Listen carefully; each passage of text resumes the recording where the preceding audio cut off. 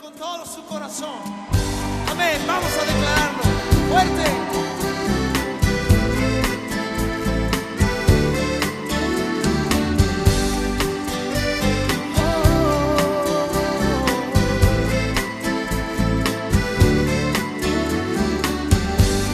Deseo amarte,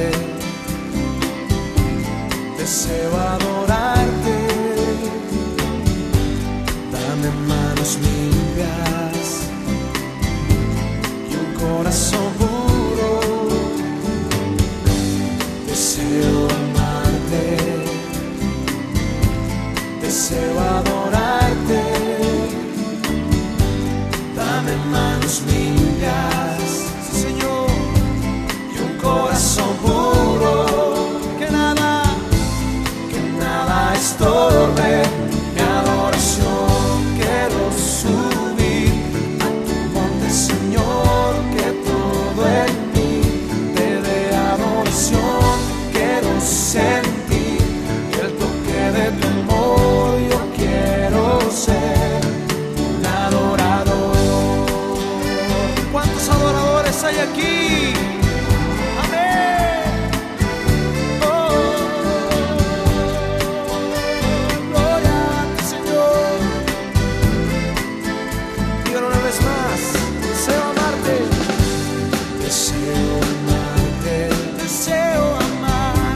Deseo adorarte, dame manos limpias y un corazón puro. Deseo amarte, deseo adorarte, dame manos limpias y un corazón puro. Estorbe mi adoración. Quiero subir a tu monte, Señor, que todo en mí te dé adoración. Quiero sentir el toque de tu amor, yo quiero ser un adorador. Quiero subir a tu monte, Señor, que todo en mí te dé adoración. De tu amor, yo quiero ser un adorador.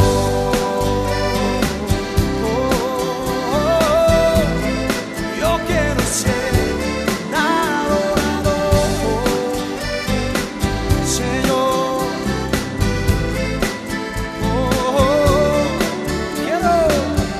Quiero subir a tu monte, Señor, que todo en mí quiero sentir el toque de tu amor, yo quiero ser un adorador. Quiero subir a tu monte, Señor, que todo en mí te dé adoración. Quiero sentir el toque de tu amor, yo quiero ser un adorador.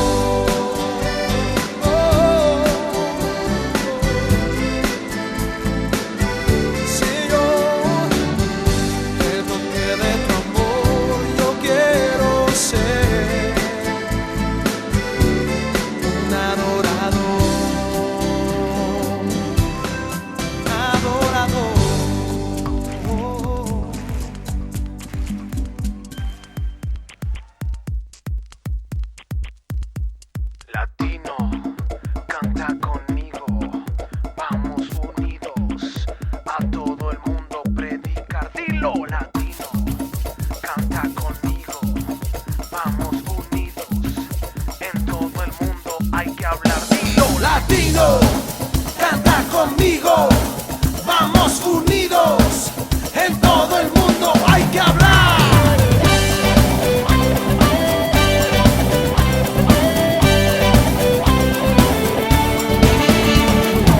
No es casualidad que tú y yo seamos así. Es muy fácil que te mezcles en otro país. Es la voluntad de Dios que seamos así, porque a las naciones debemos de ir. En el norte y en el sur hay necesidad. El mensaje de mi Cristo aún no llega allá. Hoy levántate, latino, vamos a dar toda nuestra vida y fuerza por predicar. Latino, canta conmigo, el evangelio debemos llevar. Latino, vamos unidos, en las naciones debemos hablar de Jesús. En el este y el oeste hay que compartir de la gracia que Jesús ha puesto en ti. Ya no esperes más, millones mueren sin Dios. Eres tú el medio de su gran salvación. Atrapados, moribundos, solos están. El mensaje de mi Cristo aún no llega allá. Hoy levántate, latino, vamos a dar toda nuestra vida y fuerza por predicar. ¡Vamos! Latino, canta conmigo, el evangelio debemos llevar. Latino, vamos unidos, en las naciones debemos hablar. Latino, canta conmigo, vamos unidos, a todo el mundo a predicar. Dilo, latino, canta conmigo, vamos unidos, en todo el mundo hay que hablar. Muy buenas noches, mis hermanos, sean todos bienvenidos una vez más a un nuevo ciclo del Instituto Bíblico de Casa de Oración Santiago. Estamos muy contentos, en verdad, de poder comenzar y estudiar de la palabra de Dios, ¿verdad? Bajo un sentido mucho más profundo y un tiempo mucho más específico respecto a un tema. Generalmente, y lo que hacemos nosotros y lo que debemos de hacer como cristianos es profundizar lo que más podamos en la palabra, pero se nos dan estas instancias donde podemos hablar de un tema específico que tiene relación con el crecimiento de la edificación y el avance del cristiano, y podemos también sembrar algo en los corazones, abrir nuestro entendimiento, nuestro conocimiento y aprovechar esta instancia para conocer más de la historia, de la palabra de Dios y asimismo de un montón de otras cosas que Dios también demanda que nosotros aprendamos y maduremos para servir cada día mejor a nuestro Señor. Antes de iniciar y introducirnos en el tema, yo les invito a que podamos orar al Señor. Yo sé que usted está con su cuaderno ahí ya presto, con su Biblia y con un corazón, ¿verdad? Y una mente dispuestas a aprender, a conocer y a bendecir el nombre de Dios y a no tan solo conocer más, sino que comprender para que podamos madurar y podamos en verdad ser mejores, ¿verdad? Hijos de Dios, ser mejores cristianos, ser mejores servidores para el Señor. Así que le invito a que oremos juntos para comenzar este tiempo hermoso que tendremos durante algunas semanas. Oremos ahí en casita, le invito a que cierre sus ojos. Te damos gracias, Señor, por tu infinito amor, tu misericordia, porque nos da, Señor, la oportunidad de estar bajo estos medios, Señor, de comunicación y poder estudiar de tu palabra, aprender, Señor, y lo que nos convoca a este tiempo será la historia. Y te damos gracias, Señor, por la historia que tú has dejado tanto en tu palabra como también el registro histórico, Señor, que tú has permitido que hombres escriban a través de la historia para ver cómo tú has cumplido tu palabra de preservar hasta nuestros días tu iglesia, Señor, y tu palabra. Y nada, Señor, ha podido detener tu iglesia, ni nada ha podido frenar el avance de tu obra. Por eso te damos tantas gracias, Señor, porque nosotros hoy somos parte de esa historia, sabiendo, Señor, que tú cumplirás tus palabras, tus propósitos, y te damos gracias. Aquí hemos llegado, Señor, con nuestro corazón y nuestra mente dispuestos a aprender. Por eso ayúdanos, Señor, a encaminar nuestras vidas y al conocer, Señor, estos acontecimientos podamos valorar, amarte más, Señor, y conocerte más. Te damos gracias. Y por mis hermanos que han dado este tiempo, Señor, en su casita, a lo mejor algunos no nos están viendo en vivo en esta transmisión, y a lo mejor hay otros que ya ha pasado un tiempo que están viendo esto, y también bendícelos, Señor. Como lo sabemos, tu providencia, Señor, guía nuestras vidas y nos sostiene. Por eso sea el día que sea, en el momento que sea, sabemos de que tú nos has traído a este tiempo para estudiar y escuchar tus palabras. Te agradecemos a través de Jesús nuestro Señor. Amén. Amén. Bueno, mis hermanos, vamos a iniciar y sin lugar a dudas vamos a estar estudiando durante, no sé, un periodo hasta ahora, no sé cuántas semanas nos va a llevar, pero vamos a hacer un recorrido por la historia. Vamos a leer muchos textos que tienen relación con la historia de la iglesia primitiva, sin lugar a dudas, acontecimientos, fechas y algunas cosas muy importantes que tenemos que entender. Pero también va a llegar un momento donde la Biblia solo va a fortalecer la realidad que están viviendo nuestros hermanos después de la historia escrita o de la Biblia escrita, ¿verdad? Porque en el año 100 es donde se cierra el canon aproximadamente bíblico, y después del año 100 solo vemos escritores que pertenecían a la iglesia, que dejan escritos como padres de la iglesia y algunos otros hermanos, ¿verdad?, que dejaron registros de lo que estaba aconteciendo, sobre todo en el periodo de la persecución. Pero veremos durante toda la historia, durante todo el periodo de la historia hasta nuestros días, cómo el Señor ha hecho realmente una obra milagrosa. Ahora, ¿por qué la iglesia debe de estudiar respecto a la historia de la iglesia? ¿Por qué nosotros, los pastores, debemos de enseñar la historia de la iglesia? Yo le invito a que vaya a Éxodo capítulo 12, versículo 40. Éxodo 12, 40. Vamos a ver lo que dice este texto. Dice así, Éxodo 12, 40. Dice: el tiempo que los hijos de Israel habitaron en Egipto fue 430 años. Fíjese que Dios permite que se establecieran datos, fechas y tiempos. ¿Y esto por qué? 41. Y pasados los 430 años, en el mismo día, todas las huestes de Jehová salieron de la tierra de Egipto. Fíjese, miles y miles, de eso se trata huestes, ¿no? Es una cantidad de millares, de miles de personas. Por eso, las huestes, todas las huestes, o los miles y miles, una gran multitud de Israel salieron de la tierra de Egipto.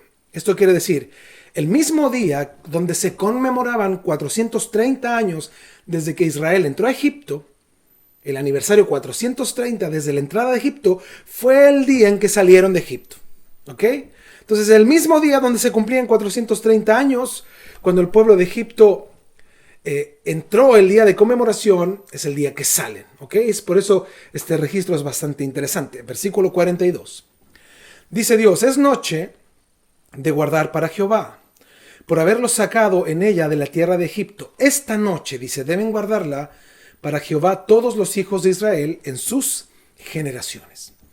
Esa misma noche Dios la proclamó de aniversario, por decirlo de algún modo. No fue el día que Dios cumplió su promesa de sacar a su pueblo de Egipto. Es por esta razón que esta noche, haciendo referencia, ¿verdad?, a ese día en que Israel salió de Egipto, Dios dice que le pertenece a Él. Quiere decir que debían de celebrar y conmemorarlo cada año de generación en generación.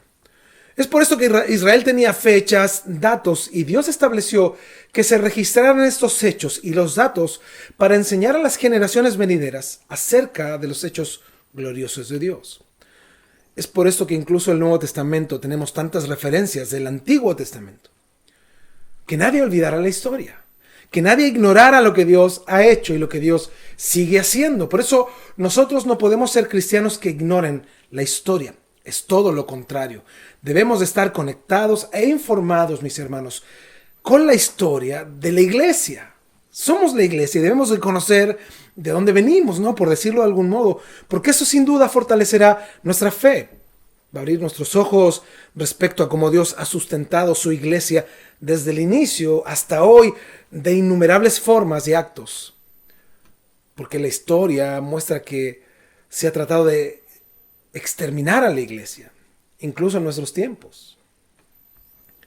Para que usted entienda, como dato actual muy relevante, la Biblia actualmente se prohíbe en 52 países.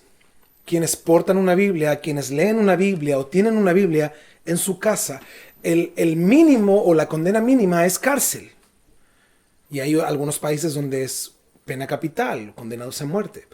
Ahora nosotros podríamos entender o pensar por qué está prohibida la Biblia si para muchos en nuestra sociedad moderna, ¿verdad?, es un libro de fantasías.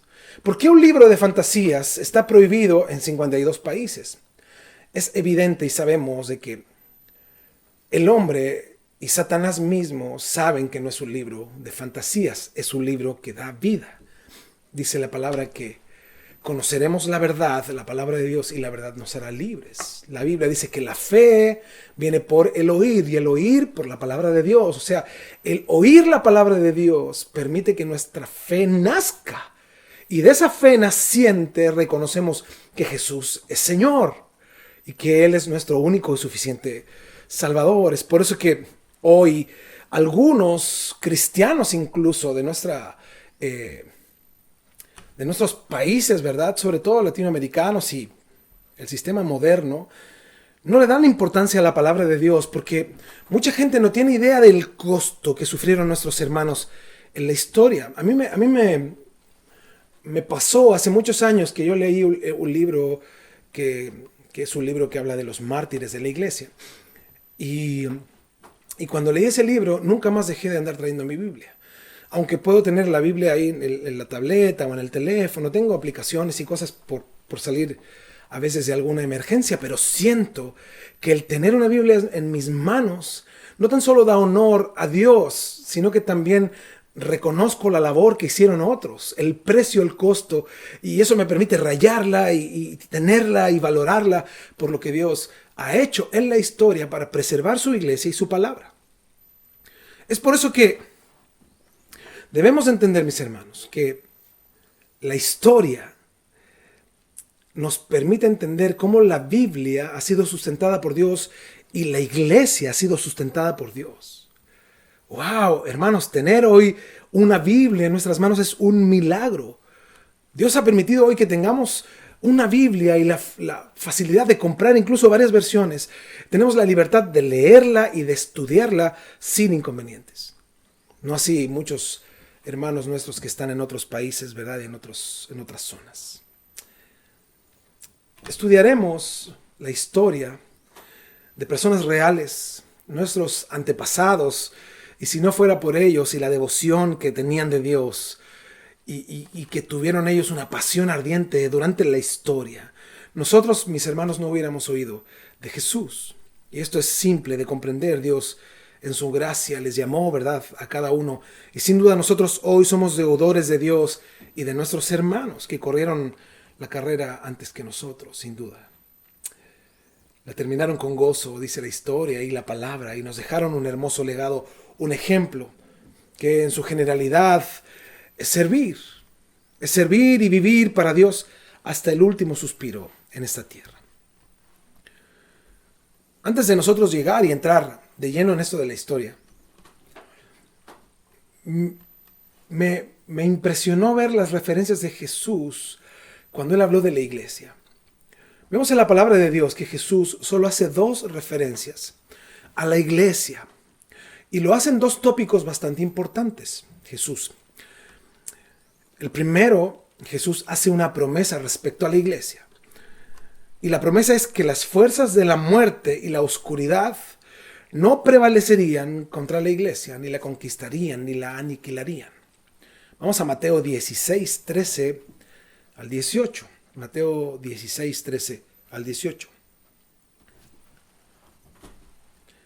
Y dice así: viniendo Jesús a la región de Cesarea de Filipo, vamos a ocupar mucho esto de la tecnología ahora, y yo les quiero mostrar este mapa acá al lado, ustedes.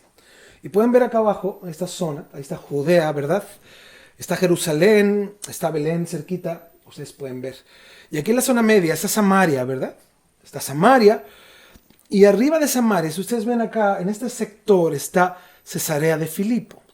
¿Cuál es la idea de darnos esta ubicación de Cesarea de Filipo? Es simplemente que nos demos cuenta que Jesús estaba bastante lejos de la zona donde nosotros generalmente ubicamos a Jesús, ¿verdad? Que es Jerusalén. Nos damos cuenta que Él está muy al norte en este momento de la historia. Y es bueno poder identificar a través de este mapa un poco la ubicación de algunas ciudades para que nos demos cuenta cuánto abarcó el ministerio de Jesús y a cuánta gente Jesús se dio a conocer, ¿verdad?, en su ministerio. Ahora dice Mateo 16, 13, viniendo Jesús a la región de Cesarea de Filipo, ¿verdad? Era muy al norte de Jerusalén. Preguntó a sus discípulos diciendo, ¿quién dicen los hombres que es el Hijo del Hombre? O sea, ¿qué han escuchado ustedes en la multitud? ¿De quién soy yo? Respecto a quién soy yo. Ellos dijeron, mira, unos dicen que tú eres Juan el Bautista.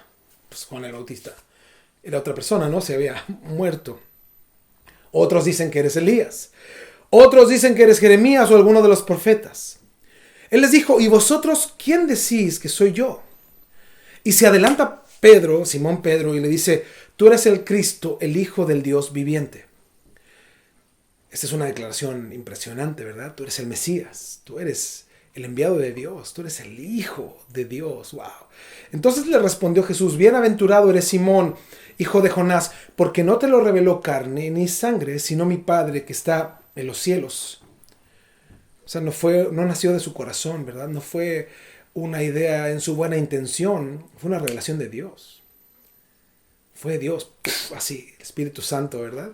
Ya sabemos que el Espíritu Santo en este tiempo no habitaba en las personas, pero sí estaba con ellos, ¿verdad? No en ellos aún. Pero esto fue algo de Dios. Y yo también te digo que tú eres Pedro. Esa palabra Pedro en el griego es la palabra piedra, ¿verdad? Incluso hay algunas traducciones que lo traducen como piedrita. Y Jesús dice, y sobre esta roca edificaré mi iglesia y las puertas del Hades no prevalecerán contra ella. Por eso las palabras esta roca han sido de mucha controversia, ¿verdad? Porque hay una religión, ¿verdad?, que habla respecto a eso, que Pedro es la roca de la iglesia. Y no es cierto. Es certero verlas como Jesús hablando, tú eres Pedro, y Jesús actuando de este modo, probablemente apuntando a Pedro, tocando a Pedro, tú eres Pedro, ¿verdad? Tú eres Pedro. El texto claramente dice, y yo también te digo que tú eres Pedro, piedra, ¿no? Tocando a Pedro, así lo toca Jesús. Tú eres piedra, tú eres una piedra. Y Jesús dice, y sobre esta roca, ¿verdad?, señalándose a sí mismo, edificaré mi iglesia. Entonces, lo que tiene más sentido y bíblicamente hablando y bajo la interpretación correcta es, Pedro, tú eres una piedra y sobre esta roca, yo, dice Jesús, edificaré mi iglesia. Eso tiene sentido respecto al contexto, refiriéndose a la confesión de Pedro acerca de quién es Jesús, ¿verdad? Porque aquí no se trata de que dice, tú eres el Hijo de Dios, tú eres la roca de la iglesia. No se trata de acá tirarnos flores, ¿verdad? Jesús no necesitaba hacer eso, al contrario, Él es el Hijo de Dios. Entonces, lo que estaba haciendo Jesús simplemente era dando a entender que la declaración de Pedro no fue una declaración humana ni un sentir humano, y segundo, diciendo que la roca de la iglesia, ¿verdad?, la base de la iglesia es Jesús, es Cristo. Entonces Pedro, por su propio testimonio, si nosotros vemos y estudiamos respecto a la Biblia, no se veía a sí mismo como la roca en la que se edificaría la iglesia. Él nunca se vio como la roca en la cual hoy muchas personas así lo consideran. Él escribió, Pedro dice que somos rocas vivientes, pero que Jesús dice es la piedra del ángulo. Y podríamos decir que Pedro fue el primer creyente, ¿verdad?, que Jesús era la roca y él simplemente era una piedra entre muchas otras piedras. Es más, si vamos a 1 de Pedro capítulo 2, versículo 4. 1 de Pedro 2, 4 dice, acercándoos a él, piedra viva, desechada ciertamente por los hombres, mas para Dios escogida y preciosa. Vosotros también, dice, como piedras vivas, sed edificados como casa espiritual y sacerdocio santo para ofrecer sacrificios espirituales aceptables a Dios por medio de Jesucristo. Y esto no es todo. En 1 de Pedro 2, 6, el versículo que está a continuación dice, por lo cual también contiene la escritura, he aquí pongo en Sión la principal piedra del ángulo, escogida, preciosa, y el que creyere en él no será avergonzado. Pedro no está haciendo una alusión en lo absoluto a sí mismo como la piedra principal o la roca, ¿verdad? Él está hablando de Jesús. Así que lo importante de entender respecto a esto, solo para sacar de esta duda, es la roca fundamental o la roca base de la iglesia, donde la iglesia se sostiene y se establece, es Cristo. Volvamos a Mateo 16:18. Dice, y yo también te digo que tú eres Pedro, ¿verdad? Piedra. Y sobre esta roca, Jesús dice, sobre esta roca, sobre mí, edificaré mi iglesia.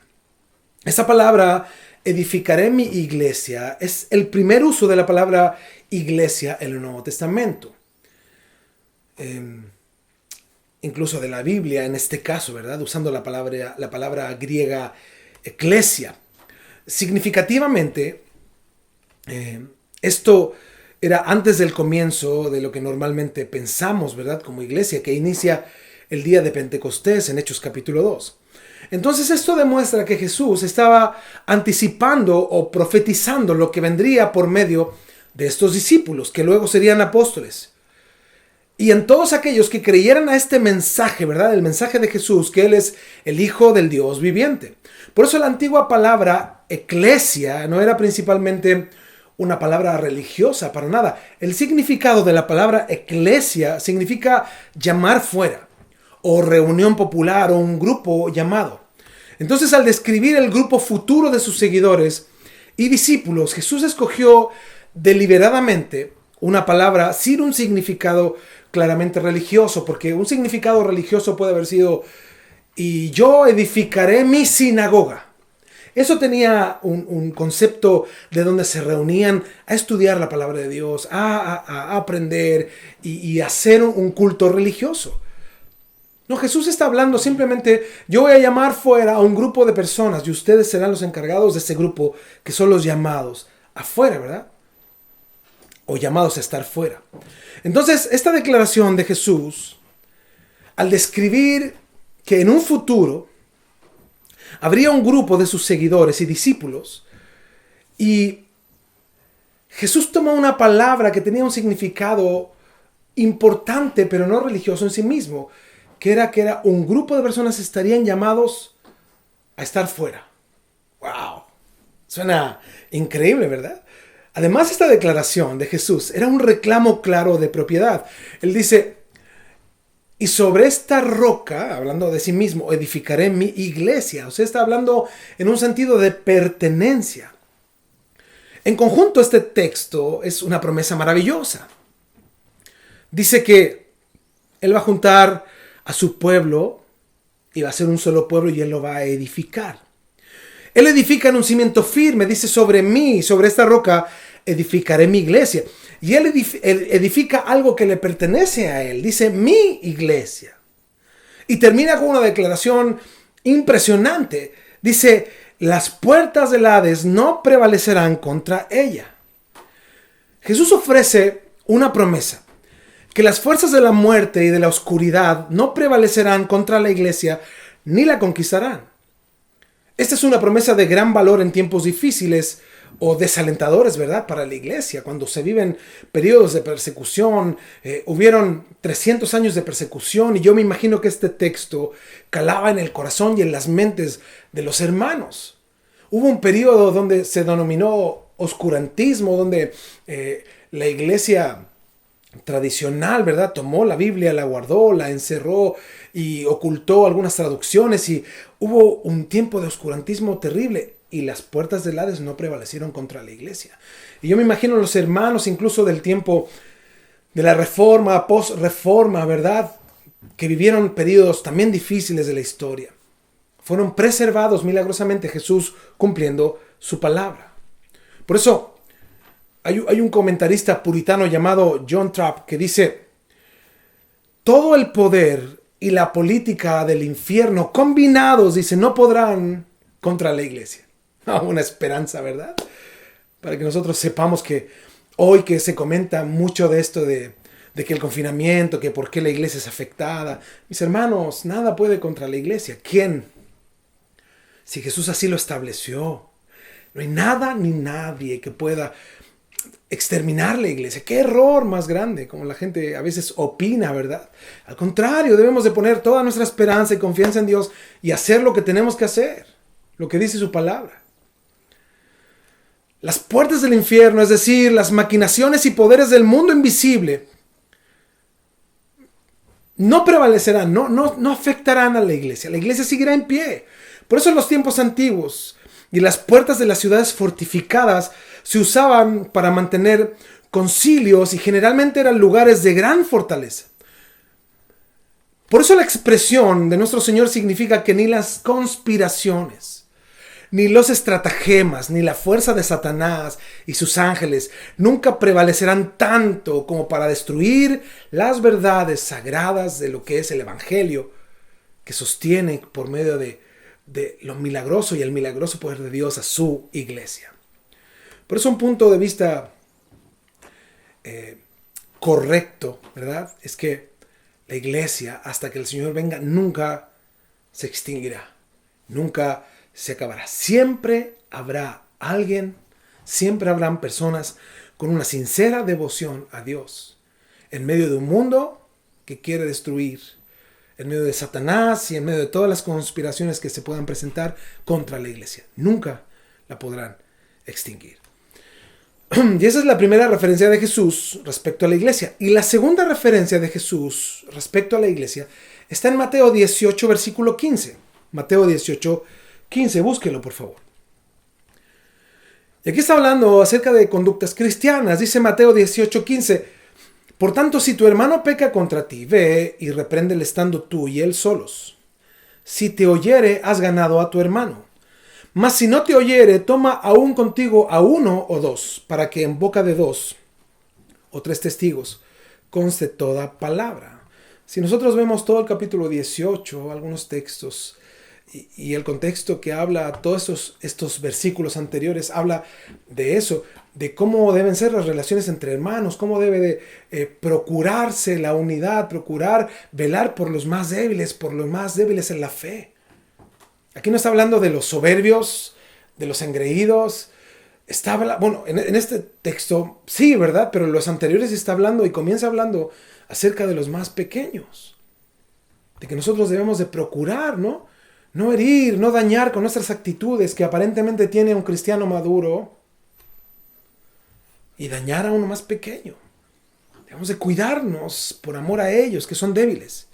Por eso dice, por tanto, si tu hermano, el 15, peca contra ti, ve y repréndele estando tú y él solos. Si te oyere, evidentemente esto habla de la obra de Dios en el corazón, has ganado a tu hermano. Dice, mas si no te oyere, toma aún contigo a uno o dos. Está hablando de testigos imparciales, personas en las que tú veas la obra de Dios y que sean realmente imparciales. Dice, para que en boca de dos o tres testigos conste toda palabra, o sea que se exponga el problema y se llegue a alguna solución. Si no los oyere a ellos, dilo a la iglesia. Jesús, otra vez hablando este término, eclesia, ¿verdad? Los que fueron llamados a salir fuera, los que son parte de este grupo, los cuales son llamados. Y si no oyere a la iglesia, si no oyere a este grupo, tenle por gentil y publicano. Bueno, como ya entendemos, el significado de iglesia nos permite comprender que no habla de una proclamación pública o hablar abiertamente del asunto. Se trata de un grupo que evidentemente es el liderazgo de la iglesia que toma una decisión al respecto. Por eso habla que si no oyere a la iglesia, ¿se dan cuenta? No se trata de la opinión de cientos de personas, sino que se trata de, porque esto no es un juicio público, ¿verdad? Se está tratando respecto a la disciplina, porque este hermano no lo oyó a él solo, no oyó a dos testigos y que lo orientaron. Y este hermano ya se está pasando, ¿verdad? Y dice, si no oyere a la iglesia, o sea, el consejo de los que fueron llamados a salir fuera, a los que sirven a Dios, dile, tenle por gentil y publicano. O sea, una persona que no quiere nada con Dios. Aunque diga mucho, sus actos muestran que no quiere nada con Dios. Entonces, Jesús ha hecho referencia a que los discípulos, quienes serán los apóstoles, tendrán una tremenda responsabilidad, porque ellos tendrán una labor sobre un grupo de personas que se unirán por medio de la fe en Cristo Jesús. A este grupo, los llamados a salir fuera, ahora podemos comprender que son los llamados a salir fuera del mundo. En Juan 15 Jesús habla al respecto. Y en Juan 15, 18 el Señor dice, si el mundo os aborrece, sabed que a mí me ha aborrecido antes que a vosotros. Si fuerais del mundo, el mundo amaría lo suyo, pero porque no sois del mundo. Antes yo os elegí del mundo, por eso el mundo os aborrece. somos llamados a salir fuera de ¿qué? Del mundo. Vivimos en el mundo, ¿verdad? Estamos aquí, pero el Señor dice que no pertenecemos, no somos de este mundo. Por eso nos van a aborrecer. Por eso Jesús estaba con sus discípulos y les dice la palabra que estando con ellos, dice la Biblia que Él alzó los ojos al cielo y oró por ellos. En Juan 17. Dice que Él estaba con ellos y en un momento dice que oró al Señor y le pidió por ellos. Y dice Juan 17:9, yo ruego por ellos, no ruego por el mundo, dice, sino por los que me diste, porque tuyos son. Y todo lo mío es tuyo y lo tuyo mío, y he sido glorificado en ellos. Versículo 11. Y ya no estoy en el mundo, mas estos están en el mundo. O sea, yo me voy, pero ellos se quedan. Y yo voy a ti, dice Padre Santo. A los que me has dado, guárdalos en tu nombre para que sean uno, así como nosotros. Fíjense, los llamados a salir fuera, vivan como solo uno. Se amen, ¿verdad? 12. Cuando estaba con ellos en el mundo, yo los guardaba en tu nombre. A los que me diste yo los guardé y ninguno de ellos se perdió, sino el hijo de perdición, para que la escritura se cumpliese. 13. Pero ahora voy a ti y hablo esto en el mundo, para que tengan mi gozo cumplido, en sí mismos. Yo les he dado tu palabra y el mundo los aborreció, porque no son del mundo, como tampoco yo soy del mundo. Fíjense el 15. Y eso debería ser un consuelo para muchos cristianos. No ruego que los quites del mundo, sino que los guardes, dice, del mal. No son del mundo, como tampoco yo soy del mundo. Wow, esto deberíamos entenderlo, mis hermanos. Dice el 17, santifícalos en tu verdad. Tu palabra es verdad. Como tú me enviaste al mundo, así yo los he enviado al mundo. Y por ellos yo me santifico a mí mismo, para que también ellos sean santificados en la verdad. Dice, más no ruego solamente por estos, por los que estaban ahí con él, sus discípulos. Wow. Dice, sino también por los que han de creer en mí por la palabra de ellos. Y ahí estamos tú y yo, mi hermano. Para que todos sean uno. Como tú, oh Padre, en mí y yo en ti, que también ellos sean uno en nosotros. Para que el mundo crea que tú me enviaste. Wow, mis hermanos. Podemos concluir que la iglesia está en el mundo, pero no pertenece al mundo. Tú y yo, mis hermanos, somos parte de la iglesia. Todos los que han nacido de nuevo. Y aquí es donde no podemos excluir a nadie, pero sí hacer un llamado. ¿Quién realmente es la iglesia de Dios?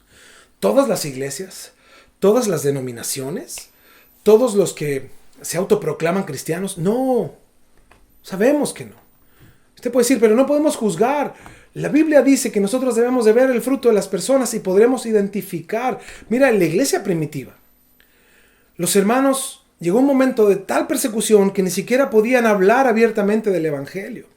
Se escondieron en catacumbas, tuvieron que estar recluidos, escondidos. Los muertos que tenían se le morían ahí en las catacumbas y los enterraban en los muros, porque estaban en catacumbas profundas. Yo les voy a mostrar unas imágenes de unas catacumbas impresionantes del periodo de la persecución de uno de los más terribles líderes, ¿verdad?, romanos en esos tiempos. Y las catacumbas parecían unos circuitos hacia abajo de muchas zonas y aberturas que habían donde los hermanos se escondían para poder sobrevivir.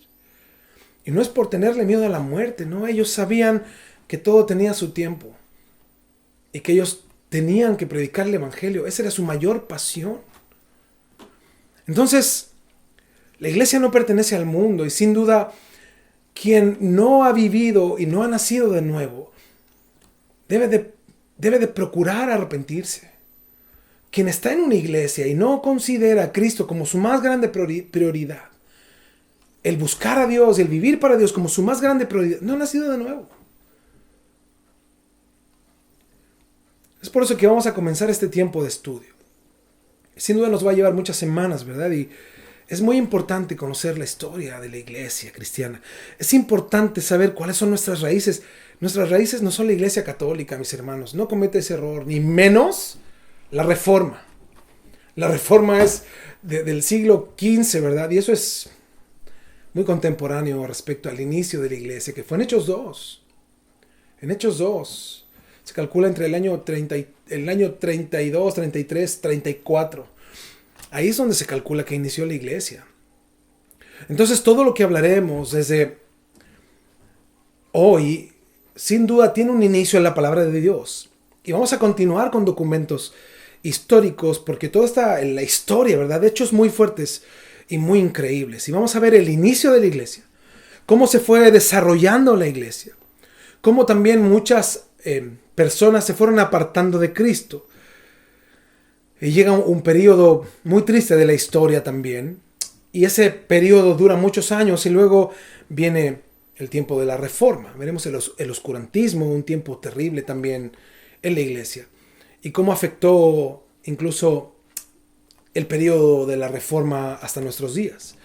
Vamos a hablar de la preservación de la iglesia durante la historia y también vamos a hacer una o dos semanas respecto al inicio de la iglesia en Chile. Por eso vamos a ver todos estos procesos que ha debido pasar la iglesia. ¿Y dónde estamos nosotros hoy? ¿En qué tiempo, verdad? ¿Qué debe esperar la iglesia para este tiempo? ¿Y cómo debemos de sobrellevar el evangelio hoy nosotros? Por eso estudiar acerca de la historia de la iglesia cristiana nos coloca en la posición correcta de saber lo que ha vivido la iglesia, por lo que han pasado las personas que han conocido a Dios antes que nosotros. Y así valoremos lo que tenemos hoy y nuestra responsabilidad, sin lugar a dudas, será mucho más grande ante Dios y ante nuestra sociedad actual. Por eso comencemos. El inicio de la iglesia. ¿Cómo inició la iglesia? Bueno, iniciamos con un texto clave, ¿verdad? Que está en Hechos 1:8. Los discípulos, cuando Jesús resucita, bueno, durante el ministerio de Jesús, los discípulos estuvieron con la expectativa de un reino, ¿verdad? Terrenal. Y esto es parte por su herencia cultural, ¿verdad? Porque ellos esperaban a un Mesías que viniera a reinar, ¿verdad? Un Mesías que apenas apareciera, viniera para derrocar el imperio romano y que Israel gobernara a las naciones. E incluso cuando Jesús resucitó, pensaron que ahora sí sería establecido el reino de Dios con poder, pero Jesús dijo algo muy diferente. Les dijo, todavía no. Todavía no, dijo Jesús. Hay un plan aún mejor.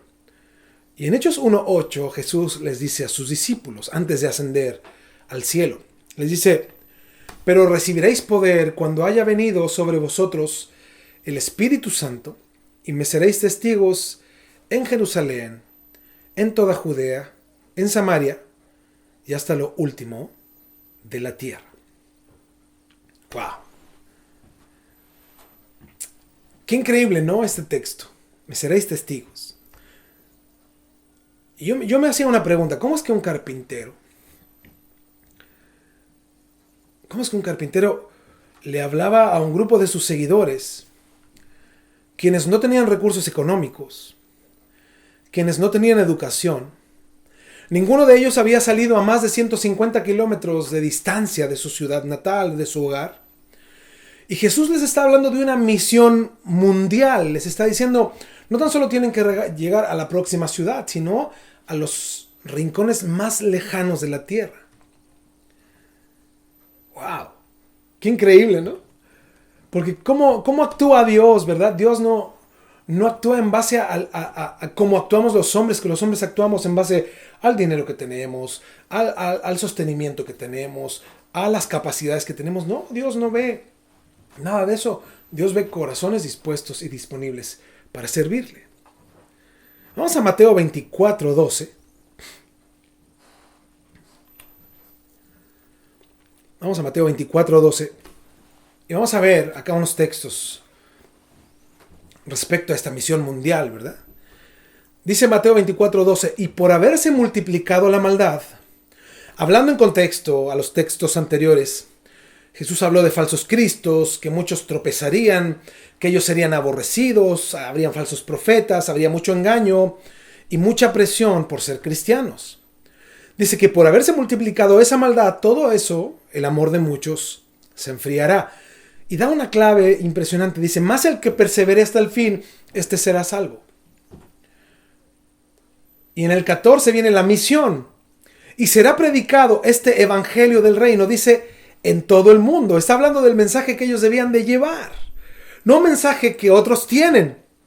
No es un mensaje que ellos, probablemente alguien lo tendría en otro lugar, no, era algo que ellos debían de llevar. Ellos debían de dar a conocer un mensaje. Y será predicado este evangelio, el que ustedes tienen, el que yo les dejo, dice, del reino en todo el mundo, ustedes lo harán para testimonio a todas las naciones. Y entonces vendrá el fin. Antes del fin de los tiempos, dijo Jesús, donde comenzará una nueva historia en el mundo. Por eso habla del fin de los tiempos, ¿verdad? El tiempo que conocemos se va a acabar. Dijo Jesús que el evangelio será predicado en todo el mundo, incluidos todos los grupos étnicos de la tierra. Y durante 2000 años hemos visto parte de esta historia, ¿verdad? Y esto nos lleva a hacernos varias preguntas. Primero, ¿cuáles métodos utilizó el Señor a través de la historia? ¿Cuáles factores ayudaron en el crecimiento de la iglesia? ¿Cuáles dificultades o estorbos ha experimentado la iglesia en su crecimiento? ¿Y cuáles lecciones hay para nosotros hoy en día en nuestro contexto? Es por esto que la historia de la iglesia no debe de ser solo un conocimiento para nosotros, debe ser un reto. Porque hoy usted y yo somos parte de la proyección y la extensión del conocimiento de Jesucristo en nuestro tiempo. Usted y yo. Por eso, ¿qué podemos aprender de nuestros antepasados en su contexto para que nos sirva hoy en el nuestro? Y la primera pregunta, sin lugar a dudas, es ¿qué hizo Jesús para preparar a sus seguidores? Porque ellos serían los que tomarían la labor de fundar la iglesia, en Cristo siendo su roca y ellos siendo los que iban a poner el fundamento. Incluso así habla la Biblia, ¿no? El fundamento de los apóstoles. Cristo es la base, el fundamento lo establecían los apóstoles, y ahí cada quien, dice el apóstol Pablo, incluso debe de ver cómo sobreedifica. Por eso Jesús, imaginemos, solo tuvo 3 años y medio para establecer un grupo de hombres que llevaría el evangelio a todo el mundo. Para muchos de nosotros puede ser un periodo extenso, pero si lo vemos es relativamente corto. Por eso Jesús predicó a todo el mundo y seleccionó a algunos de ellos, a 12, ¿verdad? Invirtió mucho tiempo con ellos. Les dio la oportunidad de practicar cómo orar por sanidad, cómo echar fuera demonios, que proclamaran el evangelio. Incluso en un momento mandó a 70 que fueran por las ciudades proclamando al Señor, ¿verdad? Que el Señor ha venido, ¿verdad? Proclamando el evangelio, y les dijo que sanaran enfermos, echaran fuera demonios. Incluso estos 70 cuando regresan dicen que venían felices porque los demonios se les sujetaban. Y Jesús les dice que no estén felices por eso. Dice que estén felices porque sus nombres están escritos en el libro de la vida. Y Jesús hizo todo eso. Lo hizo practicar y prometió y les envió al Espíritu Santo, ¿verdad? Lo vemos en Hechos 2. Pero Jesús no les dio enseñanzas sobre tácticas, ni tampoco un manual escrito de cómo organizar la iglesia, ni tampoco un manual de finanzas. Simplemente les mandó con la promesa de que el Espíritu Santo les enseñaría todo lo que ellos necesitarían saber, la capacitación celestial. Y así lo hicieron. Ellos fueron capacitados por el Espíritu y causó un impacto tremendo. Es más, Lucas, el escritor del Evangelio y de Hechos de los Apóstoles, un médico que era colaborador del apóstol Pablo, él narra los hechos de cómo la iglesia comienza su historia. Vemos que Pablo sin duda era su mentor, pero también él menciona el ministerio de Pedro. Y vemos a Lucas con una pasión hablando respecto a la iglesia. Pero yo les quiero mostrar algo muy interesante. Primero vamos al Evangelio de Lucas, capítulo 1, versículo 1. Y es muy interesante darnos cuenta a quién va dirigido el Evangelio de Lucas. Dice Lucas 1:1. Puesto que ya muchos han tratado de poner en orden la historia de las cosas que entre nosotros han sido ciertísimas, tal como nos lo enseñaron los que desde el principio lo vieron con sus ojos, los discípulos, ¿verdad? Y fueron ministros de la palabra, apóstoles. Me ha parecido también a mí, después de haber investigado con diligencia todas las cosas desde su origen, escribírtelas por orden, oh excelentísimo Teófilo, para que conozcas bien la verdad de las cosas en las cuales has sido instruido. ¡Wow! El Evangelio de Lucas es dirigido a un excelentísimo Teófilo. Ahora vamos a Hechos 1:1. Y fíjense cómo Lucas sigue con su narrativa. Dice, en el primer tratado, está hablando del Evangelio de Lucas, oh Teófilo, hablé acerca de todas las cosas que Jesús comenzó a hacer y a enseñar, hasta el día en que fue recibido arriba después de haber dado mandamientos por el Espíritu Santo a los apóstoles que había escogido, a quienes también después de haber padecido se presentó vivo con muchas pruebas indubitables, apareciéndoseles durante 40 días y hablándoles acerca del reino de Dios. Y estando juntos les mandó que no se fueran de Jerusalén, sino que esperasen la promesa del Padre, la cual les dijo, oísteis de mí. Porque Juan ciertamente bautizó con agua, mas vosotros seréis bautizados con el Espíritu Santo dentro de muchos días. Teófilo, podría haber sido un cristiano deseando instrucción. Él podría haber sido un oficial romano siendo enseñado por Lucas de la historia del movimiento cristiano. Hay unos teólogos y hay alguno por ahí que también ha dicho que es simplemente un nombre que podría ser simbólico, ¿no? Porque el nombre Teófilo significa amante de Dios. Pero es impresionante como en la introducción al primer volumen, en Lucas 1:3, Lucas se dirige a Teófilo con un título de excelentísimo. Era una manera de dirigirse a personas de alto rango, de alto oficio o de un cargo muy eminente dentro del Imperio Romano. Y como Hechos acaba con Pablo esperando el juicio de César, algunos se han preguntado si Lucas, el Evangelio y el libro de Hechos son resúmenes probablemente de defensa para dar trasfondo al caso de Pablo, ¿no? Con este oficial romano. Lucas llega a Jerusalén con Pablo en Hechos 21:17. Se fue con él otra vez en el viaje a Roma en Hechos 27:1. Entonces en Hechos 21 él se va y en Hechos 27 él vuelve. Y durante esos 2 años, Lucas tuvo mucho tiempo para estudiar y escribir su evangelio, el libro de Hechos. Por eso los antiguos, y esto es muy interesante de entender, los antiguos libros generalmente se escribían en rollo de papiro. Era práctico tener un rollo de aproximadamente 25 pies, que son 8 metros. Y yo me refiero a lo práctico porque era la manera más práctica de llevar un libro en un rollo. Y este rollo no se extendía más de 8 metros. Si era más largo, era demasiado grande y difícil de cargar. Es por eso que es muy probable que Lucas escribió en 2 rollos, ¿verdad? El Evangelio de Lucas y el otro, el libro de los Hechos. Pero Lucas quería mostrar a Teófilo y a los romanos 3 cosas fundamentales. Primero, que el cristianismo no es peligroso. Incluso algunos oficiales romanos habían creído en el cristianismo. Segundo, que el cristianismo es inocente porque los jueces romanos no pudieron encontrar base para enjuiciar a los cristianos. No había nada. Y tercero, que el cristianismo era legal. Porque como el verdadero cumplimiento del judaísmo, que era una religión aprobada por el Imperio Romano, asimismo el cristianismo era similar al judaísmo en sí mismo.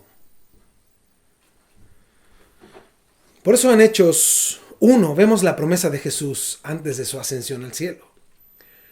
Pero recibiréis poder, escribiendo Lucas, ¿verdad? Cuando haya venido sobre vosotros el Espíritu Santo. O sea, no podían hacer nada por su cuenta. Debían de esperar a que llegara el Espíritu Santo. Esta llegada, de acuerdo a la narrativa de Jesús, sería visible y real. Y estarían capacitados por el Espíritu Santo. Y ahí sí podrían. ¿Podrían qué? Dice, pero recibiréis poder cuando haya venido sobre vosotros el Espíritu Santo. O sea, esperen a que venga. ¿Para qué? Y me seréis testigos en Jerusalén, en toda Judea, en Samaria, y hasta dice, las partes más lejanas de la tierra, lo último de la tierra. Por eso a mí me gusta mucho este mapa, ¿verdad? El que ustedes pueden ver acá. Ven acá abajo está Judea, ¿verdad? Está Jerusalén ahí abajito, y hacia abajo está Judea. Entonces, ellos iban a comenzar el ministerio acá en Jerusalén. pero por alguna razón, voluntaria o involuntariamente, debían de extender ese evangelio hacia Judea, la provincia que estaba hacia el sur, ¿verdad?, de Jerusalén, y hacia el norte de Samaria. Entonces, fíjense, Judea era una zona donde ellos querían ir, ¿no? Pero a Samaria no. Entonces el Señor les dice, ustedes tendrán que salir de Jerusalén, ir a predicar hacia Judea, hacia Samaria, y de Samaria hasta lo último de la tierra. Por eso el progreso del esparcimiento del mensaje del evangelio era de Jerusalén a Judea y Samaria, y después hasta lo último de la tierra. Por eso esto, a la larga, nosotros si resumimos el libro de los Hechos, se resume en un bosquejo perfecto. Vemos en Hechos del capítulo 1 al capítulo 7, el evangelio se esparció en Jerusalén. Nosotros luego vemos de Hechos 2 al 12, habla que el evangelio se expandió en Judea y Samaria. Y si nosotros vemos de Hechos 13 al 28, cuenta cómo el evangelio está yendo hasta lo último de la tierra. Es más, a mí me impresiona un texto donde Pablo dice, tengo ganas de ir a España. ¡Wow!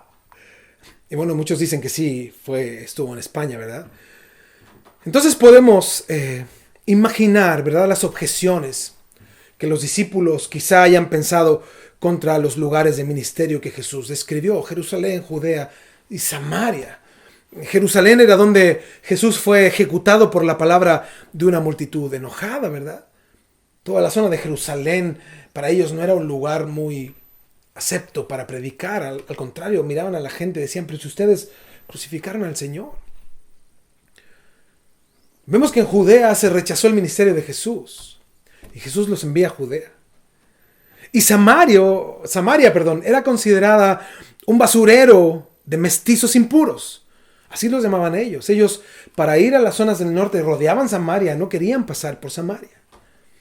Y en lo último de la tierra estaban los gentiles. Y por algunos judíos hay un término que se ocupa histórico que decía a los judíos que los gentiles simplemente eran la leña del fuego del infierno. Wow. Entonces Jesús no los manda a ellos a lugares donde ellos querían ir. Jesús los confronta con su mandato. Por eso no podrían ir a nivel natural. Era imposible. Ellos debían de ser llenos del Espíritu para ir y predicar en Jerusalén, donde ellos habían visto a una multitud enojada, ¿verdad?, condenar a Jesús.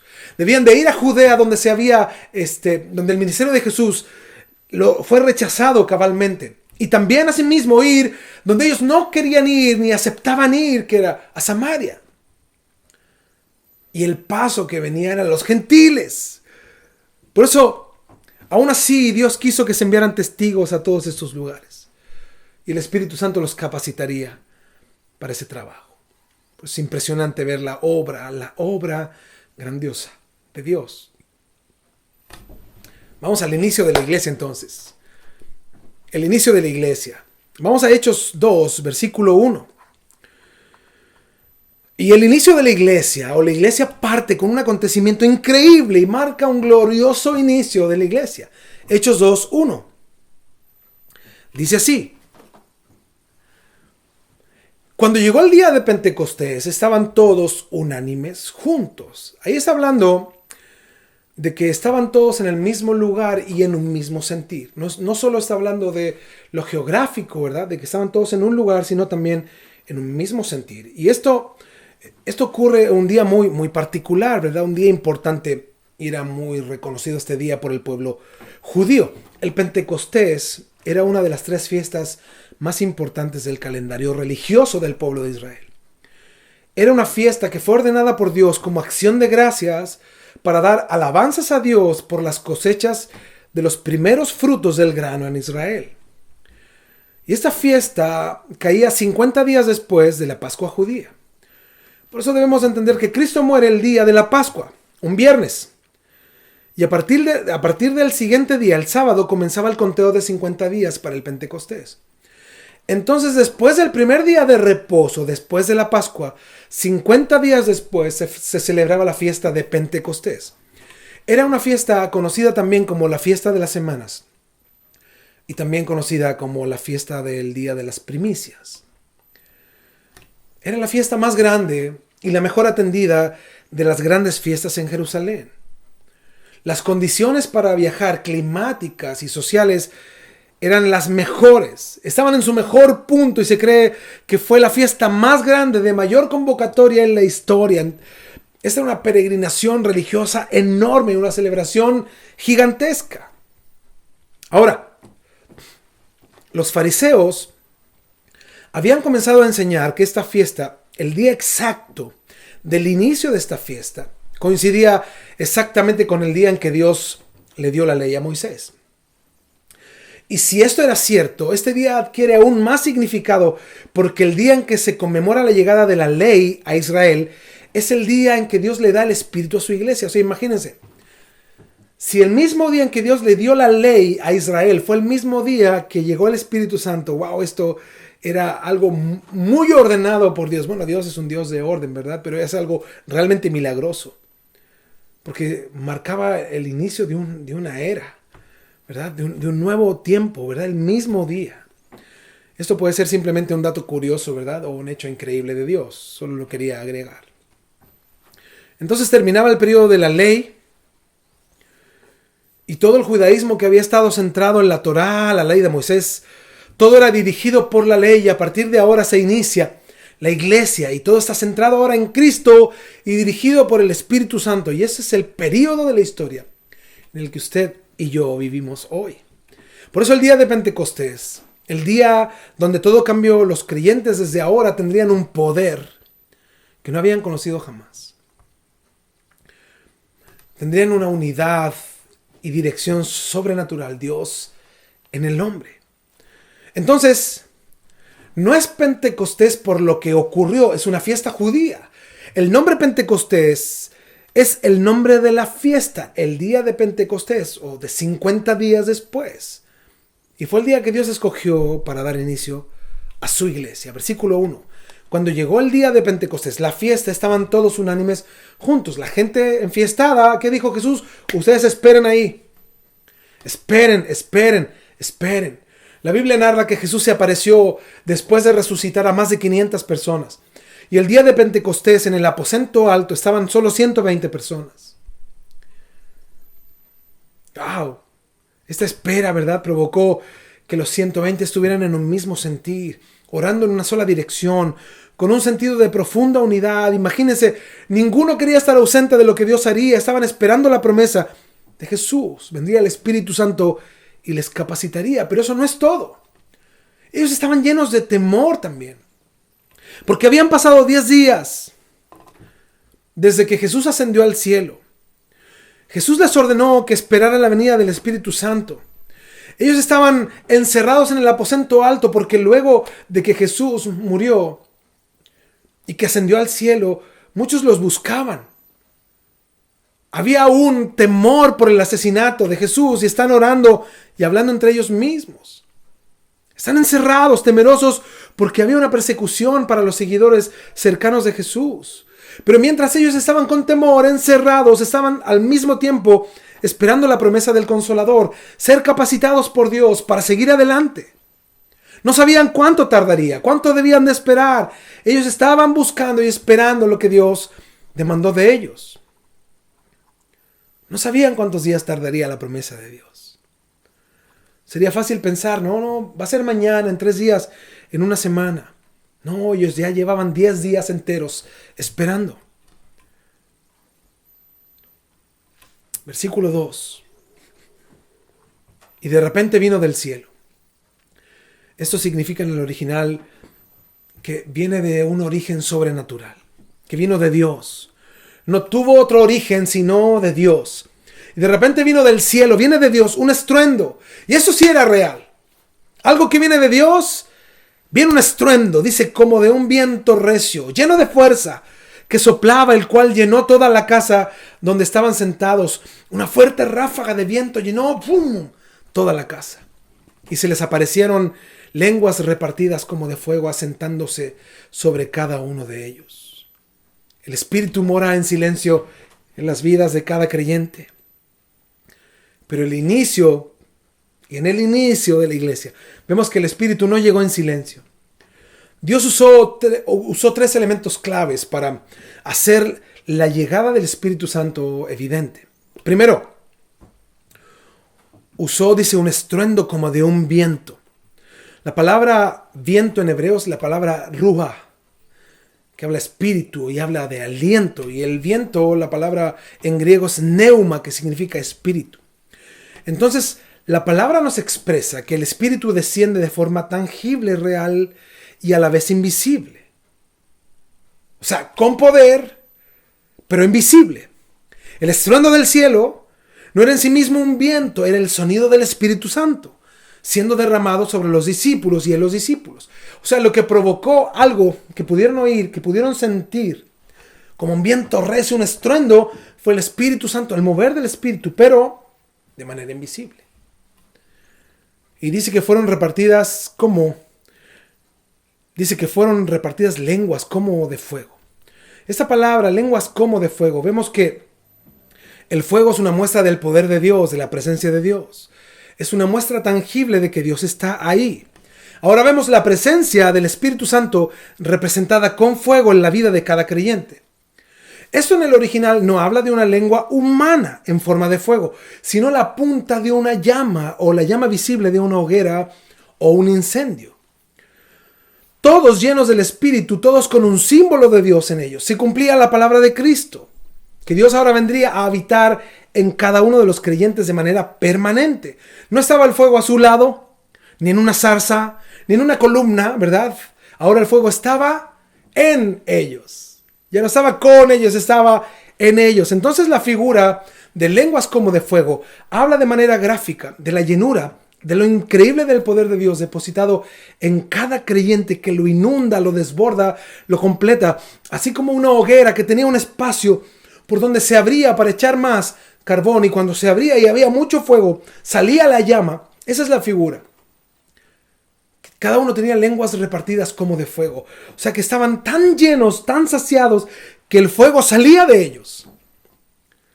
Dice el 4, y fueron todos llenos del Espíritu Santo y comenzaron a hablar en otras lenguas, según el Espíritu les daba que hablasen. Acá la palabra otras lenguas, bueno, primero fueron todos llenos del Espíritu, los 120. Y comenzaron a hablar en otras lenguas. Esta palabra habla de idiomas. En el original no nos habla de lenguas incomprensibles, sino de idiomas comprensibles. Por eso la razón primaria de ser llenos del Espíritu fue la proclamación del Evangelio, las maravillas de Dios. Los hermanos comenzaron a hablar en diferentes idiomas, pero no hablaban cualquier cosa, ellos estaban predicando, y la particularidad de eso es que lo hacían de manera perfecta, consciente y directa a los oyentes. Ahora, es importante considerar que no significa que estaban encerrados en el aposento alto y cada uno hablando en lenguas. Como a veces lo graficamos, ¿verdad? Pensamos que vino el Espíritu y empezaron ellos a hablar entre todos, y se escuchaba puro barullo, como así a veces lo pensamos. No tendría sentido, ¿verdad? Porque muchos pueden llegar a imaginarse eso. Es más, los textos que siguen nos aclaran el panorama. Y ahí es donde entendemos muchas cosas. Primero, el por qué Dios escogió el día de Pentecostés. ¿Por qué ellos hablaron idiomas el día de Pentecostés? ¿Y por qué hablaron idiomas? ¿Por qué la llenura en ese momento del Espíritu Santo fue mostrada por medio de idiomas? Porque nos vamos a dar cuenta con los textos que los hermanos comenzaron a hablar en otros idiomas con fluidez, con sabiduría y con conocimiento del Evangelio pleno, siendo la mayoría de ellos analfabetos. Era irracional pensar que galileos, muchos de ellos se dedicaban a la pesca, a la agricultura y a otros negocios, de un momento a otro pudieran proclamar el mensaje del Evangelio en otro idioma. Por eso, la Biblia misma nos contesta muchas ideas que el hombre hoy puede tener. Dios los capacitó, les dio una habilidad especial a nuestros hermanos para pregonar el mensaje de Cristo en idiomas. El inicio de la iglesia fue impresionante. Veamos, versículo 5. Moraban entonces en Jerusalén judíos, varones piadosos, de todas las naciones bajo el cielo. O sea, por causa de la fiesta, habían personas de todas las naciones de la tierra en Jerusalén. Dice el 6, y hecho este estruendo, fíjense, nos está hablando de dos momentos en la historia. La gente, ¿verdad? La gente está acá en un sector y nos está hablando de los que están en el aposento. Dos momentos. Y dice que los que están en el aposento oyeron el estruendo y fueron llenos del Espíritu. En cambio dice que los otros de la multitud oyeron el estruendo y se juntó la multitud. O sea, por causa del estruendo la gente corrió al lugar a ver qué ocurría. Me imagino que fue el estruendo muy fuerte, ¿verdad? No fue solo audible para los 120 que estaban ahí, sino para toda la multitud que estaba ahí. Dice, y hecho este estruendo, se juntó la multitud de personas que venían de todas las naciones. Y estaban confusos porque cada uno, dice, les oía hablar en su propia lengua. Ok, espérenme. Todos corrieron a ver qué ocurría, ¿verdad? Y cuando llegaron quedaron desconcertados. Porque vieron que los creyentes hablaban en diferentes idiomas de los que estaban allí.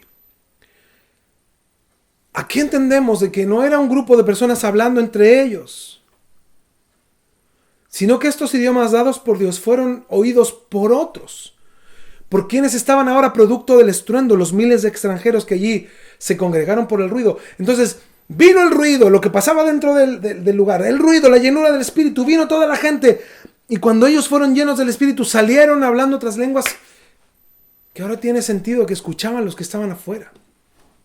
Dice el 7, y estaban atónitos y maravillados, diciendo, mirad, ¿no son galileos todos estos que hablan? ¿Cómo pues les oímos nosotros hablar cada uno en nuestra lengua en la que hemos nacido? Wow, los hermanos estaban hablando en idiomas, en lenguas humanas.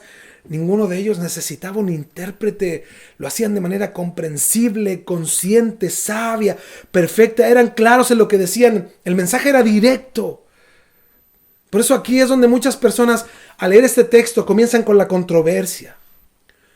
Sobre todo de quienes afirman que las lenguas son la evidencia del Espíritu en los creyentes. Este texto no tiene nada que ver con esta controversia. Porque es una controversia actual solamente al respecto. Porque ahora podemos entender que el Espíritu Santo los capacitó para hablar en idiomas porque estaba la fiesta de Pentecostés y lo hizo en el momento adecuado, del modo adecuado. Porque habían personas de muchas naciones que necesitaban oír el Evangelio.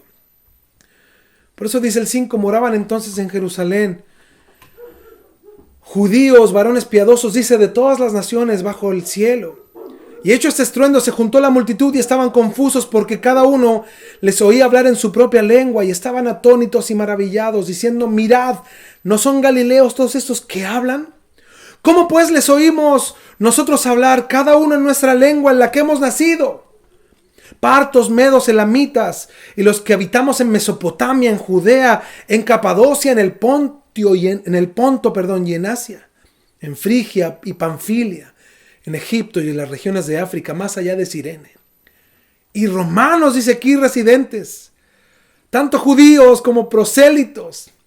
Ellos decían, ¿qué hace un grupo de pescadores, campesinos, analfabetos en su mayoría, que de repente comenzaron a hablar edomita, capadocio, en italiano, en árabe, en latín, en egipcio, en africano, sin nunca haber salido de Galilea? Nunca asistieron a una escuela de idiomas. Más de 15 regiones, múltiples idiomas representados. Ellos hablaban idiomas de gente que venían de regiones muy lejanas, en acento perfecto. ¿Y qué hablaban? Versículo 11. Cretenses y árabes les oímos hablar en nuestras lenguas las maravillas de Dios. Wow. El Espíritu Santo habla de manera clara, por medio de ellos. Los oyentes oían hablar en sus idiomas de nacimiento claramente las maravillas de Dios. En las vidas de los hermanos que estaban siendo usados por Dios de manera increíble. No era un éxtasis incomprensible. No estaban encerrados en el aposento alto, hablando lenguas extrañas. Para nada. Los hermanos, al ser llenos del Espíritu, luego del estruendo, luego de ser llenos, ahora abrieron las puertas. Ya no tenían miedo. Abrieron las puertas del aposento alto y vieron a miles de personas ahí congregadas por el ruido, y comenzaron ellos a bajar del aposento, bajaron a la calle, y se acabó el temor por la persecución a los seguidores de Jesús. Ya no estarían encerrados, y comenzaron a predicar el evangelio a los que venían a ver qué pasaba. Dios les dio la capacidad de hablar en otros idiomas para predicar el evangelio en los diferentes idiomas de toda la gente que estaba en ese lugar. Como muchos creen que si ellos se hubieran quedado en el aposento alto, con las puertas cerradas, en el concepto que tenemos hoy en día de hablar en lenguas de manera incontrolable, tomados por el Espíritu, sin comprensión, nadie hubiera entendido nada. No hubiera pasado nada porque seguirían encerrados. Por eso este regalo no era para encerrarse, era para salir, ir por el mundo ahora, capacitados. Espero mi hermano me comprenda ahora por medio del Espíritu Santo. Ellos estaban capacitados por la llenura de Dios en ellos, por el don que tenían de hablar el evangelio en otro idioma. Yo me imagino que ellos juntaban a los partos, a los medos, a los romanos, a ver, ¿quién viene de Capadocia? Vénganse acá. Los hermanos están hablando. ¿Quién viene de otro lugar? ¿Quién viene de Egipto? ¿Quién viene de África? Vénganse. Les predicaban la palabra de Dios. Sin duda este evento no fue un griterío unísono de 120 personas. Cada uno gritando, ¿verdad?, a su modo para ser escuchado. No, esta era una obra del Espíritu Santo. El 12 dice, y estaban todos atónitos y perplejos, diciendo unos a otros, ¿qué quiere decir esto? Por eso estaban atónitos, porque entendían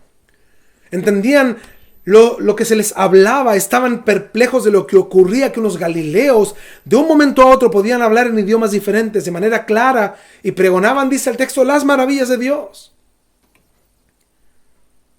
Cristianos capacitados solo debían de salir, ir a predicar al mundo, a los lugares donde podían ejercer su don y llevar el mensaje. Y su última declaración de los oyentes dice, ¿y qué es esto? En el original quiere decir que esta gente dice, yo quiero saber qué significa esto. ¿Para qué es que Dios ha permitido esto? Ven, hay unos que quieren saber del mensaje. ¿De qué están hablando? Quieren saber de qué Señor y de qué Jesús se refieren, de qué Salvador se refieren. Pero también en medio de la necesidad hay personas que se burlan. Dice el 13, mas otros burlándose decían, están llenos de mosto. Decían ellos, como todo el mundo está celebrando, estos también están borrachos. Se pasaron de copas. Están desinhibidos. Y ellos pensaron, de acuerdo al contexto, que por causa del alcohol se les había ocurrido imitar a los extranjeros que pasaban por ahí. Y este era el concepto al respecto, ¿no? Decían, como ellos no entendían, los que estaban criticando esto, como no entendían nada, decían, lo que están haciendo se están burlando de los extranjeros. Están imitando su idioma porque están borrachos. Eso tiene un sentido claro, ¿verdad? Tiene una dirección clara, y la vanidad del Espíritu les cambia y transforma la vida. Hizo útiles estos 120 para la obra de Dios. La gran comisión los capacitó para salir al mundo entero a hablar en los idiomas del mundo el evangelio de Dios.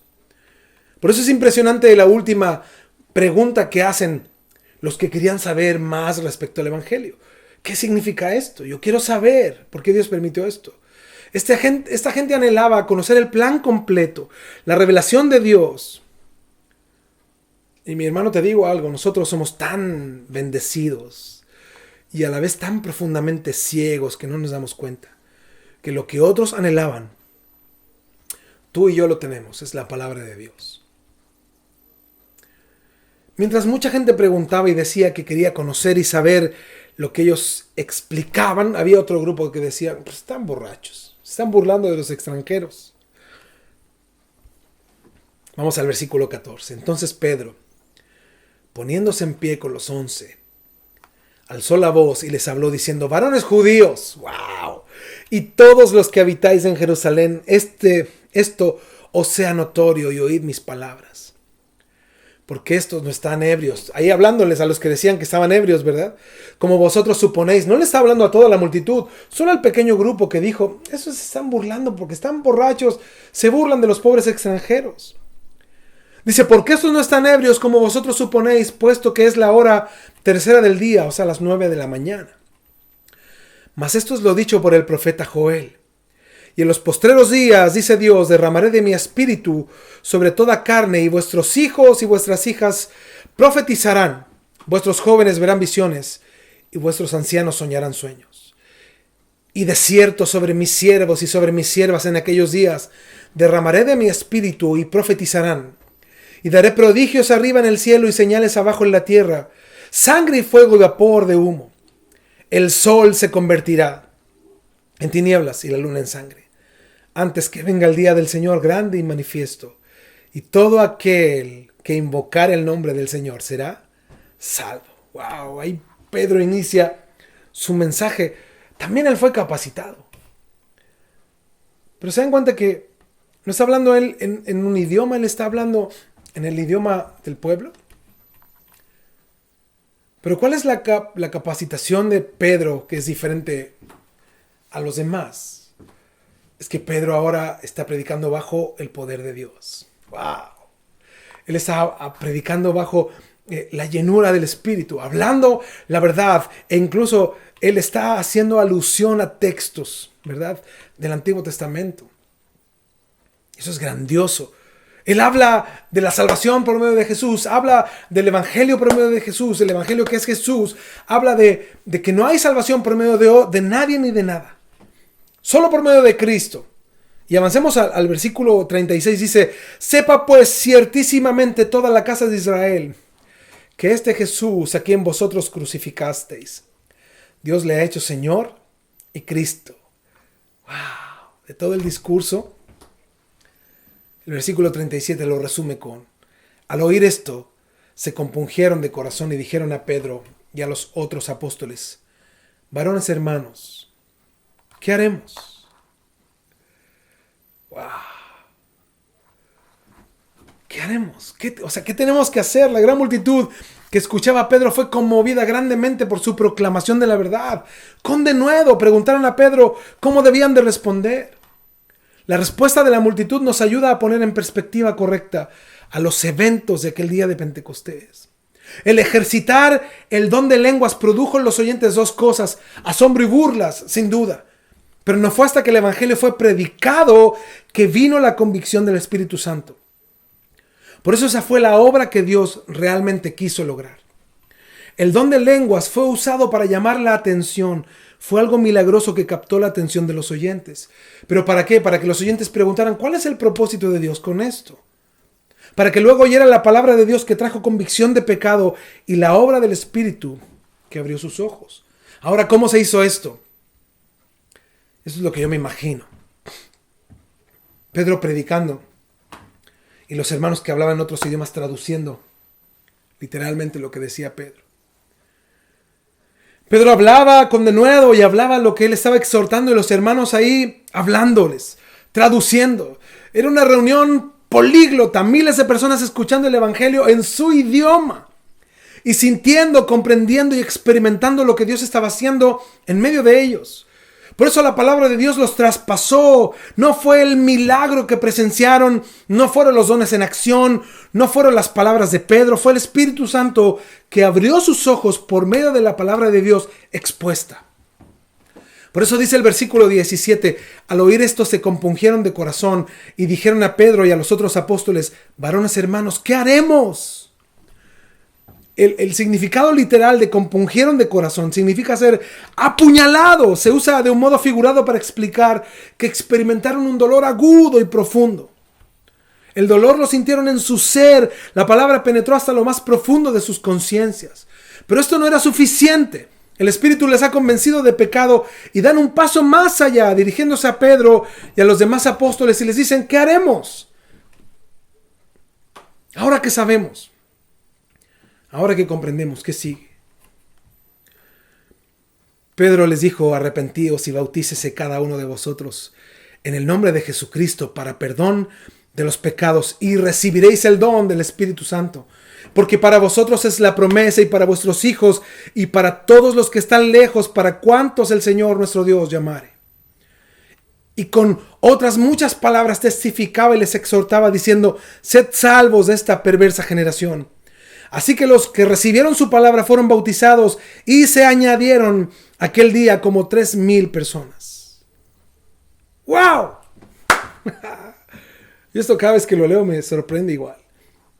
Después de solo un mensaje, 3,000 nuevos creyentes son parte de la iglesia. ¿Se imaginan? Esto es muy difícil de entender. Sin duda, este es un avivamiento de parte del Señor. 3,000 personas después de un sermón y la iglesia comienza a explotar en tamaño. Incluso vemos cómo en los versículos que continúan, la iglesia vive un tremendo remesón, un ambiente casi perfecto para los hermanos. Casi perfecto. Dice sí que los que recibieron su palabra fueron bautizados y se añadieron aquel día como 3,000 personas. 3,000 personas que cambiaron. Personas llenas ahora del Espíritu Santo en verdad. No fueron conversiones simplonas ni a medias. Fueron personas llenas del Espíritu Santo. Porque el resultado de la llenura fue impresionante, dice el 42. Y perseveraban en la doctrina de los apóstoles. Wow, lo que Jesús les enseñó a ellos. Las doctrinas que se generaron, las enseñanzas, eran lo que ellos consideraban, vivían, conversaban, ponían en práctica. No se salían de eso. Dice la comunión unos con otros. Está hablando del culto en sí mismo. No está hablando ahí de ir a comer, está hablando del culto. Dice, en el partimiento del pan, está hablando en la conmemoración, ¿verdad? De la cena del Señor y en las oraciones. Se dan cuenta que todo esto tiene relación con la enseñanza, la comunión por medio del culto, el partimiento del pan, que es la comunión con Dios, por medio de el creer, ¿verdad? Que Jesús vino, resucitó, murió y volverá, y en las oraciones. Y dice el 43, y sobrevino temor a toda persona, y muchas maravillas y señales eran hechas por los apóstoles, Dios afirmando su iglesia. Todos los que habían creído estaban juntos y tenían en común todas las cosas. Ahí está hablando de una comunión, ¿verdad? De una plena unidad. Y vendían sus propiedades y sus bienes y los repartían a todos según la necesidad de cada uno. 46. Y perseverando unánimes cada día en el templo y partiendo el pan en las casas, comían juntos con alegría y sencillez de corazón. ¡Wow! Alabando a Dios y teniendo favor con todo el pueblo. ¡Wow! Tú eres cristiano. ¡Wow! ¡Qué bien! Y el Señor añadía, dice, cada día a la iglesia los que habían de ser salvos. Yo lo digo esto con un tono de mucha alegría, pero lo que viene es increíble. Porque esta era una condición ideal para la iglesia, ¿verdad? Pero esta misma comodidad provocó que no salieran a cumplir su labor. Se quedaron cómodos. Y esa comodidad se vio quebrantada abruptamente con el primer mártir de la iglesia. El primer mártir. Y después de la muerte del primer mártir, el mismo día de la muerte del primer mártir, comienza la persecución. Es más, hermanos, ¿sabes cuánto le duró el tiempo a los hermanos desde el Pentecostés hasta que inició la persecución? Aproximadamente 1 año. Todo este tiempo aparentemente idílico de la iglesia, que crecía, predicaba 3,000 personas, y 1,000 más, y 200 más, y la gente del pueblo, yo les cae bien porque era cristiano. Eso duró 1 año. La iglesia perdió su centro, que era salir, y me seréis testigos, en Jerusalén, en Judea, en Samaria, y hasta lo último de la tierra. La iglesia perdió el centro. Dios les encomendó algo. Y la iglesia se sintió cómoda. La próxima semana vamos a estudiar respecto al primer mártir de la iglesia y cómo comienzan las persecuciones, que fueron no solo una, fueron muchas persecuciones durante 300 años. Yo le invito a mi hermano a que podamos orar y dar gracias a Dios por este tiempo, porque es necesario, como les decía al principio, estudiar de la historia con un objetivo principal. Dios permite que la historia fuera registrada para que nosotros conozcamos más del Señor, su obra, su manera en cómo Dios se mueve, y así mismo nosotros arrepentirnos cada día de no valorar, de no entender y de no cuidar lo que Él dejó, que es su palabra y a su iglesia, y que nosotros podamos ser parte de esa iglesia activamente. Oremos. Señor, te damos gracias por este tiempo, Señor, en que nos das la oportunidad de conocerte, amarte, buscarte, Señor, y servirte.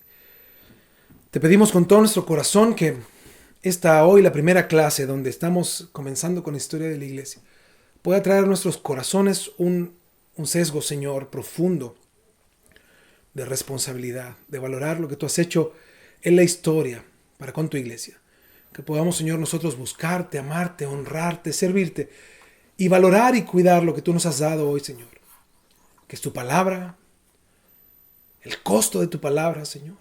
Que es el permanecer apegados a ella, Señor, vivir la sana doctrina, el verdadero evangelio que es Jesús. Y nosotros, Señor, mantenernos firmes, viendo el ejemplo de nuestros hermanos durante la historia. Te damos gracias, Señor, con todo nuestro corazón. Te adoramos, bendecimos tu santo nombre y te agradecemos por este tiempo que tenemos de estudiar juntos tu palabra. A través de Jesús, Señor, te damos gracias. Amén. Amén. Amén. Bueno, mis hermanos, ha sido un gusto nuevamente para mí estar hoy con ustedes. No nos olvidemos, todos los viernes estaremos estudiando historia de la iglesia. Los martes estamos con los devocionales familiares. Los domingos nuestros cultos desde las 11. El martes a las 9 de la noche. El viernes a las 9. Hay mujeres, ¿verdad? Las mujeres saben y entienden sus horarios. Los hermanos también nos reunimos. Algunas semanas ahí por Zoom. Ahí en el grupo nos estamos informando. Y semanalmente tenemos las clases también para los niños. Estúdielas con ellos, hermano. Y haga las manualidades con ellos. Hágalos desde ya. Hágalos responsables del evangelio. No solo como una historia, sino como una realidad para sus vidas. Dios les bendiga. Les amamos, les extrañamos. Y cuando Dios permita nos volveremos a ver. Que estén muy bien. Muy buenas noches. Dios les bendiga. Adiós. Saludos a todos los que nos ven. Que estén bien. Adiós. Cada día miles mueren sin una esperanza. Cada día miles viven sin amor. Vagan por el mundo sin una respuesta. Hoy caminan sin aliento, sin Jesús. Debemos ir a las naciones, conquistar los corazones, levantar a nuestro Dios.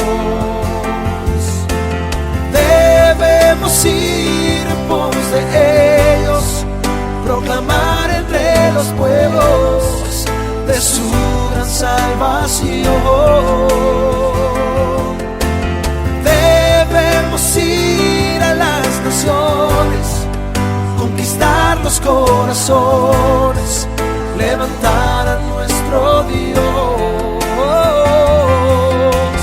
Debemos ir en pos de ellos, proclamar entre los pueblos de su gran salvación. ¿Dónde estás tú? ¿Dónde estoy yo? ¿Dónde estás?